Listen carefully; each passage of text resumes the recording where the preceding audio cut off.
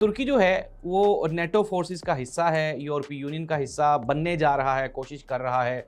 और तुर्की की ये ख्वाहिश है कि वो यूरोपीय यूनियन में अपनी स्पेस क्रिएट कर ले, जगह बना ले। इसी वजह से नेटो का भी वो हिस्सा है। लेकिन नाज़रीन, तुर्की के जो सदर रजब तैयब उर्दवान हैं, उन्होंने ये वाज़े तौर पे कहा था कि इस पूरी की पूरी जंग में तुर्की बिल्कुल भी अमेरिका या इसराइल का साथ नहीं देगा, बल्कि हम लोग जो ईरान के ऊपर हमला हुआ है उसकी खुले अल्फाज में मजम्मत करते हैं।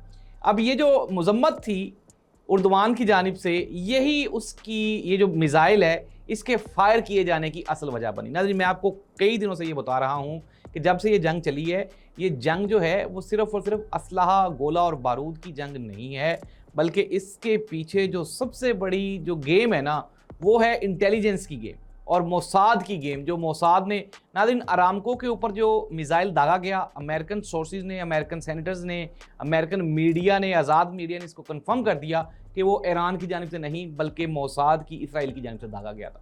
सिमिलरली तुर्की की जानिब ये जो मिसाइल दागा गया है, ये भी ईरान की जानिब से नहीं दागा गया और अब ये खुल के मौक़िफ़ सामने आ गया और तेहरान ने इसकी तस्दीक कर दी। उन्होंने कहा जी कि बिल्कुल भी नहीं, हमने ये मिसाइल बिल्कुल भी नहीं दागा।